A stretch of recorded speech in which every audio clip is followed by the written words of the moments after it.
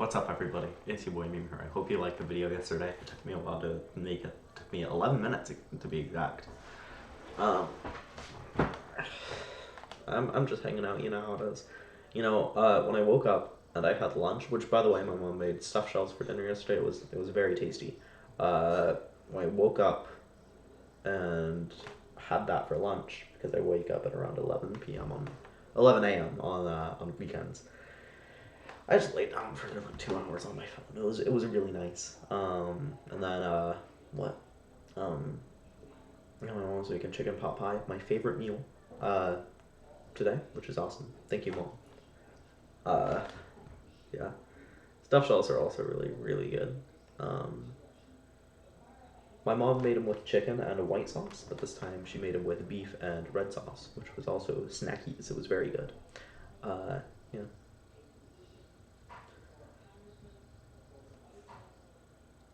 I don't know if you heard that, my 8 terabyte hard drive was making sounds. I was talking yesterday about how it makes sounds and how I like the sounds it makes, and it just made one of those sounds. I always talk about. Here's something interesting about Linux. So a big thing is that you can update the entire system, live update the kernel, and you have the new kernel, and you don't have to restart. Like you can watch a YouTube video while your entire operating system is updating, right?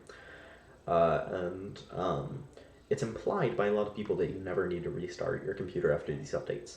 And that's the case 90% of the time. Not 90, like 95% of the time. My wrist really hurt when I did that. I went like this to push myself up. I don't know, it really hurt around here. That was really weird. Sometimes you do have to restart. Like for example, this is mainly a NVIDIA issue. I think if you have an AMD graphics card, this won't be a problem.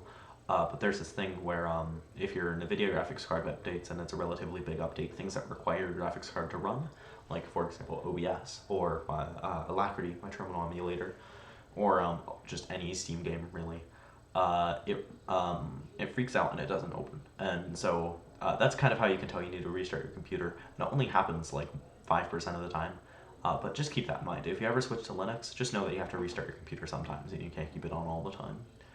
Now, this only happens really in NVIDIA graphics cards as far as I know, but NVIDIA graphics cards are like the most popular graphics card, and if you're going to be doing anything on your computer that's like crazy hardcore gaming, you should probably get a NVIDIA graphics card.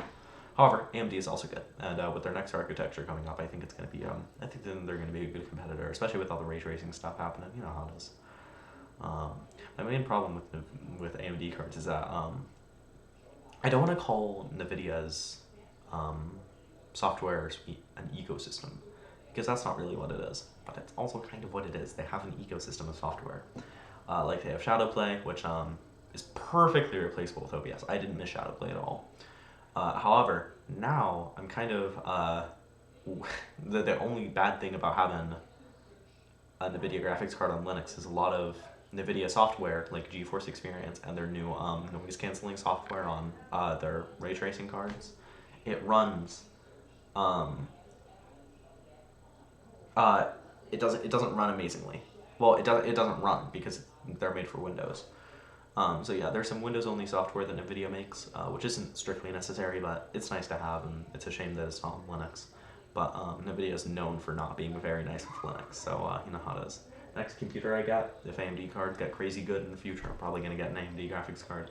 I don't really play new games. I think the newest game I have is Teardown.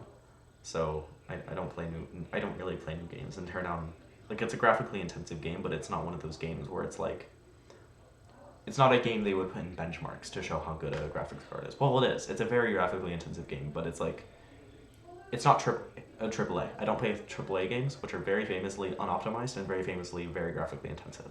And as far as I know, Teardown is very well optimized, at least on my computer, which is mid-range. Like, not mid-range, it's like $900 when I bought it. And this was before all the GPU shortages, but it's like definitely a decent computer, but not like crazy expensive. Alright, see ya, dude.